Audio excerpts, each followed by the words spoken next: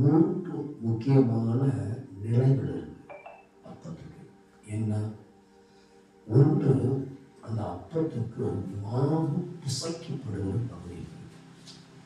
அப்போ அந்த மாவு பிசைக்கப்படுவது அந்த நிலையுடைய பகுதியை மாற்றுவது. ரெண்டாவது, அந்த அப்பத்துக்கு பிசைத்த மாவு இருக்குல்ல, அது என்னன்னா புளித்த மாவாய் மாறிடக்கூடாது. அப்ப புளித்த மாவு எது? ஜென்ம சுபாவத்துடைய கிரியை. அப்ப ஜென்ம சுபாவத்தின் கிரியை திருவிழாதான் இருக்கக்கூடாது. மூன்றாவது பகுதி, அது புளிப்பில்லாத மாவு மாத்திரமல்ல, அது அப்பத்துடைய பகுதிக்கு மாற சுடப்பட வேண்டியதா இருக்கு. அப்போ நமக்கு ஒவ்வொருவருக்கும் தேவனுடைய அக்னி, தேவனுடைய பிரசனம் தேவையா இருக்கு. சுடப்பட்ட அப்பம்னா மூன்றாவது பகுதி என்ன பண்ணுவோம்? பிக்கப்படுகிறது. பிக்கப்படுகிற அப்பம் அநேகருக்கு ஆசீர்வாதமாய் மாறும். நம்ம ஆண்டவராகிய இயேசு கிறிஸ்து புனித்த மாவல்ல, ஆண்டவராகிய இயேசு கிறிஸ்து பரிசுத்தமாக தகப்பனாய் இருக்கிறார்.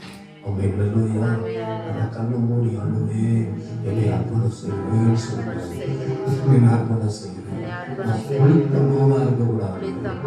புளித்த மாவுக்குரிய சுபாவம் எனக்குள்ள இருக்கக்கூடாது. புளித்த மாவுக்குரிய பாவம் எனக்குள்ள இருக்கக்கூடாது. அர்ப்பணம் செய்கிறேன். செய்யப்படுவது மாத்திரமல்ல, வணையப்படுவது மாத்திரமல்ல, புளிப்பில்லாத அப்பமா எனக்கு உதவி செய்வேன். அது மாத்திரமல்ல, சுடப்பட்ட அப்பமா, அக்னியினால அபிஷேகம் பண்ணப்பட்ட நபரா என்ன மாற்றுவேன். மூன்றாவது பகுதி, பிக்கப்படுகிற நபராய். பிக்கப்பட்ட அப்பம் அநேகருக்கு ஆசீர்வாதம். 5 அப்பத்தையும் 2 மீனையும் அவர் கைகள் கொடுக்கப்பட்டது மாத்திரமல்ல, அது எப்போ பிக்கப்பட்டுச்சோ அப்பொழுதுதான் அநேகருக்கு ஆசீர்வாதமாய் மாறினது.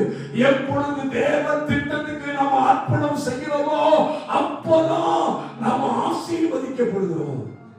ஆசீர்வதிக்கப்படுவதற்கு அவசியம். இது ஜெபத்தின்படி எங்களை சுத்திகரியும். இது ஜெபத்தின்படி எங்களை ஆசீர்வதியும். இயேசுவின் நாமத்தில் பிதாவே, ஆமென்.